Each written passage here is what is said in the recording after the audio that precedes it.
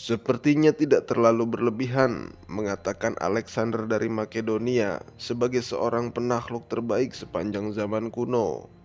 Pasalnya, di usianya yang masih sangat muda, ia telah memimpin pasukan menundukkan bangsa-bangsa di dunia dalam waktu relatif singkat tanpa mengalami kegagalan sekalipun. Termasuk prestasi terbesarnya, meruntuhkan adik kuasa Persia Akhemenia di usianya yang baru 25 tahun. Hasratnya adalah menjelajah hingga ujung dunia dan laut terjauh, serta bercita-cita menyatukan penduduk dan budaya Asia dan Eropa. Pencapaiannya menjadi titik penting bagi kebangkitan bangsa Yunani untuk dikenal dalam kancah dunia. Sejak saat itu, secara umum merubah arah pandang dunia beralih ke barat atau Eropa setelah sebelumnya hanya terpusat pada bangsa Asia.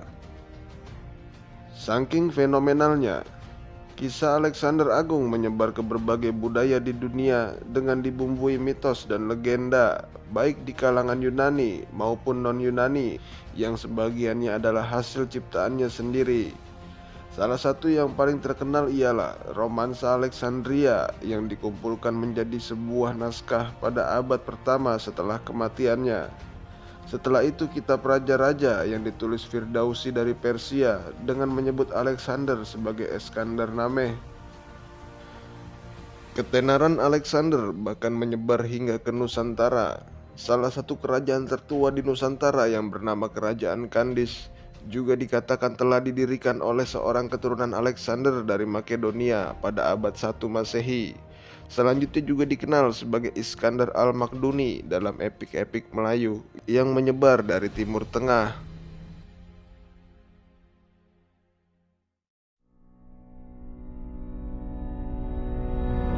Pada hari itu, Makedonia sedang bersiap untuk pengepungan kota Potidae di semenanjung Kalkidiki. Di hari yang sama, Parmeneon, seorang jenderal Makedonia yang sedang bertugas dalam pertempuran menghadapi pasukan gabungan Iliria dan Paeonia, mengabarkan kepada Raja Filipus bahwa mereka telah memenangkan pertempuran. Kuil Artemis di Efesos terbakar dan kuda-kuda memenangkan Olimpiade. Hari itu bertepatan dengan 20 Juli 356 sebelum Masehi.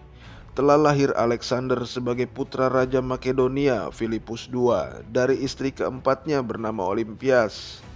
Seorang penulis biografi Yunani kuno, Plutarkos, menyebutkan bahwa beberapa hari sebelum pernikahannya, Filipus dikatakan telah bermimpi menyegel rahim Olimpias dengan segel ukiran singa.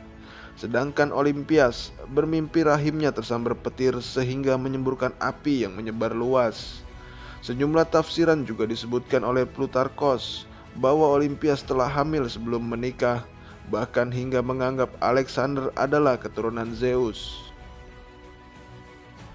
Alexander dibesarkan sebagai bangsawan Makedonia yang mendapatkan pendidikan dan pengajaran yang cukup baik, dari belajar membaca hingga bertarung dan berburu. Di antara guru-guru awal Alexander ialah Leonidas dan Lysimachos. Ia juga mendapatkan kuda pertamanya pada usia 10 tahun yang dibelikan oleh ayahnya dari seorang pedagang dari Tesalia yang menawarkan kuda itu kepada Filipus. Alexander menamakan kudanya Bukepalas yang menemaninya selama penaklukan sampai India. Menurut legenda, kuda itu tidak mau ditunggangi oleh siapapun kecuali oleh Alexander yang berhasil menjinakkannya. Oleh karena itu, Filipus bersedia membelikan kuda tersebut dan merasa sangat senang melihat keberanian dan ambisi putranya dan mengatakan, "Putraku, kau harus menemukan kerajaan yang cukup besar untuk ambisimu. Makedonia terlalu kecil untukmu." Pada usia 13 tahun, Alexander memulai pendidikan yang lebih tinggi. Filipus mencarikan seorang guru untuknya dan akhirnya memutuskan pilihan kepada Aristoteles. Sebagai imbalannya, Filipus membangun kembali kampung halaman Aristoteles yang pernah dihancurkannya dan membebaskan penduduknya yang dijadikan budak. Filipus juga memberikan kuil di Miza untuk dijadikan tempat mengajar Aristoteles. Miza menjadi sekolah asrama Alexander hingga berusia 16 tahun bersama anak bangsawan Makedonia lainnya. Aristoteles mengajarkan mereka filsafat, logika, agama, moral, seni, dan pengobatan. Ketika masa belajarnya telah selesai di usia 16 tahun, Alexander ditugaskan oleh Raja Filipus untuk mengurus kerajaan. Ketika itu, Filipus hendak berangkat berperang dengan Bizantion. Selama kepergian ayahnya, suku Mae di Trakia memberontak. Alexander dengan cepat meredam pemberontakan itu, mengusir mereka, dan mendirikan kota baru yang dinamainya Alexandropolis.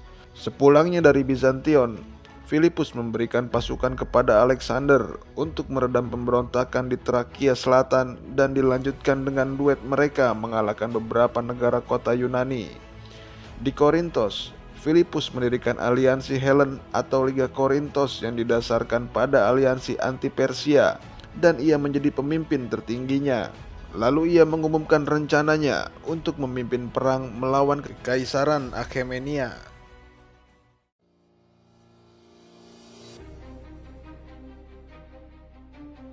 Pada tahun 336 sebelum Masehi, Filipus mati dibunuh oleh pengawalnya sendiri saat menghadiri pernikahan putrinya Cleopatra. Dengan demikian, Alexander diangkat sebagai raja oleh pasukan dan bangsawan Makedonia pada usianya yang ke-20 tahun. Di awal pemerintahan, ia memulainya dengan menyingkirkan orang-orang yang berpotensi mengganggu tahtanya.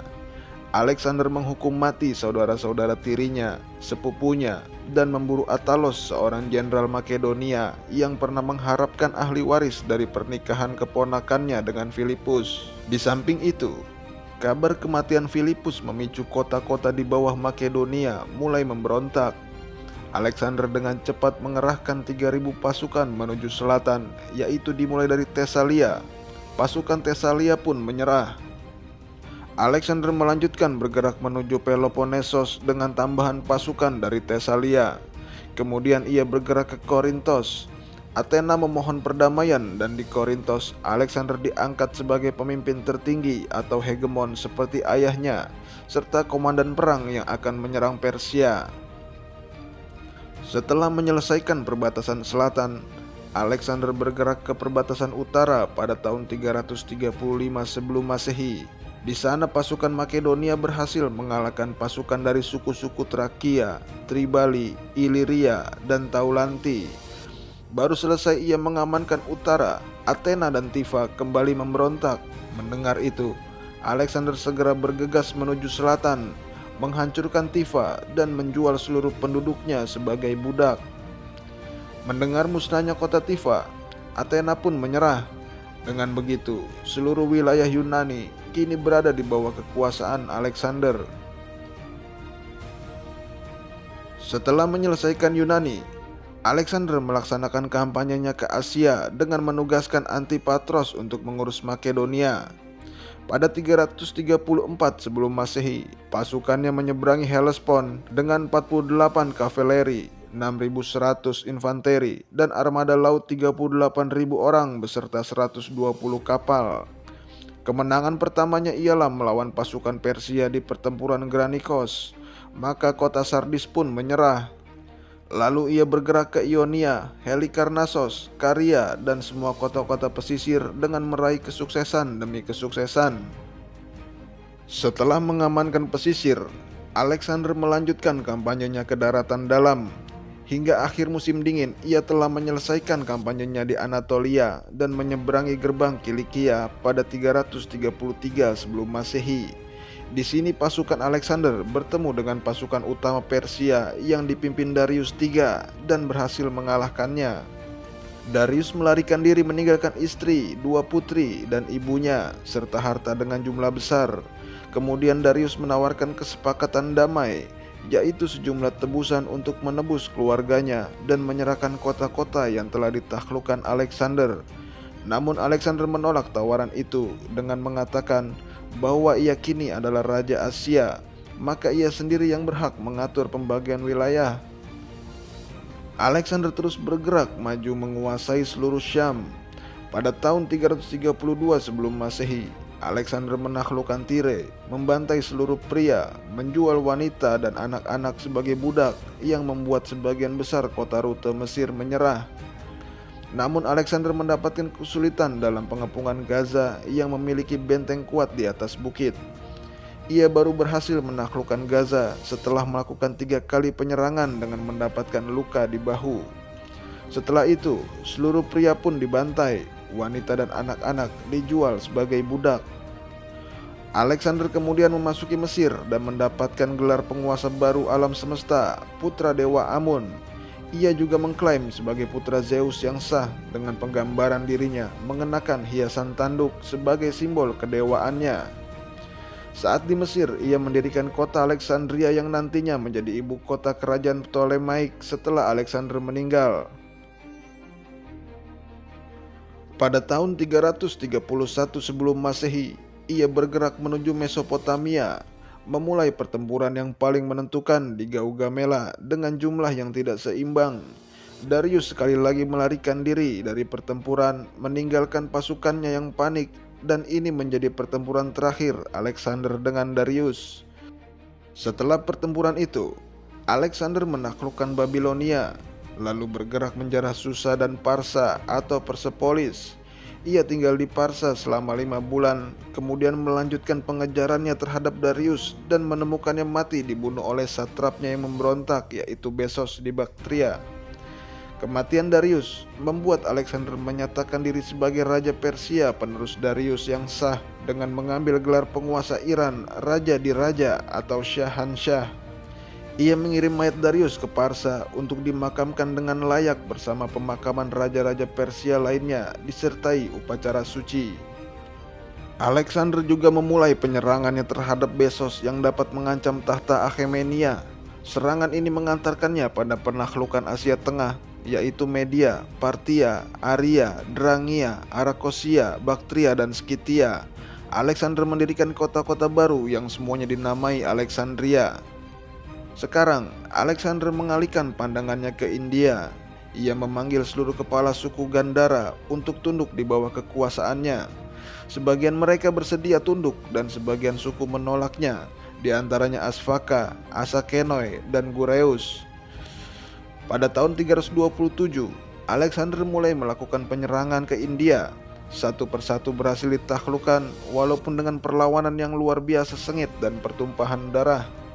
Alexander sendiri mendapatkan beberapa luka dalam pertempuran-pertempuran tersebut. Penaklukan ini juga diwarnai dengan pembantaian dan penghancuran. Kampanye dilanjutkan dengan menyeberangi sungai Indus untuk bertempur melawan penguasa Punjabi Puru pada pertempuran Hidaspes tahun 326 sebelum Masehi. Setelah memenangkan pertempuran, Alexander mendirikan 2 kota baru di tepi sungai Hidaspes. Salah satunya dinamai dengan nama kudanya, Bukepala, yang mati dalam pertempuran tersebut. Alexander berniat untuk menjelajah lebih jauh lagi di India. Ia bersikeras untuk terus menyeberangi sungai Gangga. Namun para tentaranya sudah sangat lelah setelah melewati pertempuran selama bertahun-tahun dan menolaknya dengan keras. Ketika Alexander mencoba membujuk pasukannya untuk terus berjalan, salah satu jenderalnya Koinos memohon dan memberi pengertian kepadanya bahwa para tentara telah merindukan keluarga dan kampung halaman. Alexander pun akhirnya menyadari keadaan pasukannya dan menyetujui untuk pulang. Pasukan berjalan menyusuri sungai Indus dan menaklukkan beberapa suku India lainnya dalam perjalanan. Alexander juga mengirim armada lautnya untuk mengeksplorasi pesisir Teluk Iran. Ia pun sampai di Susa pada 324 sebelum Masehi, namun ia harus kehilangan banyak tentaranya yang mati selama perjalanannya di gurun yang keras.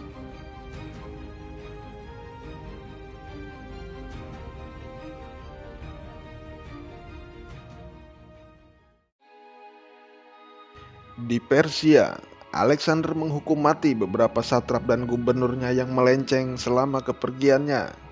Ia juga menghukum mati beberapa orang yang diperintahkan untuk menjaga makam Cyrus, namun dilaporkan telah menodai makamnya. Karena Alexander sangat mengagumi Cyrus sebagai pahlawan dan inspirasi baginya. Selain itu, untuk menciptakan perdamaian antara orang Makedonia dan orang Iran, Alexander mengadakan kawin massal antara perwiranya dengan bangsawan Iran, walaupun hanya sedikit dari pernikahan itu yang bertahan lebih dari setahun. Di akhir masa hidupnya, Alexander kembali ke Babilonia. Ia mulai merencanakan serangan terhadap Jazirah Arab. Namun sebelum merealisasikannya, pada bulan Juni 323 sebelum Masehi, ia meninggal secara mendadak pada usianya yang ke-32 tahun. Bahkan sebagian orang di Yunani awalnya meragukan berita kematiannya. Hal tersebut menjadi bahan spekulasi. Beberapa orang mencurigai Alexander telah diracun. Beberapa lainnya menganggapnya mati disebabkan penyakit alami. Dan tidak sedikit menduga kematiannya disebabkan gaya hidupnya yang dikenal sebagai pecandu berat alkohol dan berbagai jenis obat-obatan. Dan masih banyak lagi dugaan-dugaan lainnya yang masih bergulir hingga saat ini. Jenazahnya dimasukkan ke dalam sarkofagus antropoid emas dan diisi madu. Kemudian dimasukkan lagi ke dalam peti emas. Setelah mengalami beberapa perubahan dan pemindahan dari masa ke masa, hingga kini tidak banyak diketahui dengan pasti di mana makamnya berada. Alexander tidak memiliki penerus tahta yang jelas dan sah untuk memerintah kekaisaran sebesar yang ia taklukkan. Oleh karena itu, terjadi perebutan kekuasaan di antara para jenderal-jenderalnya dan membuat persatuan Makedonia runtuh. Ini berujung pada perang 40 tahun. Setelah itu, kekaisaran Alexander terpecah menjadi 4 kerajaan, yaitu Ptolemaik di Mesir, Seleukia di Iran, Pargemon di Anatolia, dan Makedonia di Yunani. Drama perebutan kekuasaan ini juga akhirnya yang menyebabkan terbunuhnya ibu, ketiga istri, dan putra Alexander. Penaklukan Alexander membawa pengaruh luar biasa dominasi budaya Yunani di Asia yang mencapai India dan Timur Jauh. Ini adalah pertama kalinya dalam sejarah di mana peradaban negeri Eropa, khususnya Yunani, mendunia, yang mencakup penyebaran budaya, bahasa, dan penduduk Yunani di wilayah yang ditaklukkan, serta mewariskan sinkretisme seperti Buddha Yunani dan Yudaisme Yunani. Periode Helenistik bertahan selama 300 tahun, kemudian berkembang menjadi budaya barat modern melalui kekaisaran Romawi yang sangat mengagumi dan mengasosiasikan diri mereka dengan prestasi-prestasi Alexander. Aspek budaya Helenistik terus bertahan dalam kebudayaan Romawi Timur hingga runtuhnya di abad 15 Masehi. Di balik prestasinya sebagai penakluk terbesar yang legendaris, Alexander adalah pribadi yang temperamen, kasar, memiliki kepercayaan diri dan ambisi yang sangat tinggi. Sebagian besar sifatnya itu dibentuk oleh orang tuanya, terutama ibunya Olimpias yang dikenal sangat ambisius. Namun Alexander juga merupakan seorang yang cerdas dan logis, mencintai filsafat dan ilmu pengetahuan yang didapatinya dari bimbingan Aristoteles. Kombinasi ini menghasilkan dirinya yang siap untuk menjadi penakluk terbesar sepanjang masa.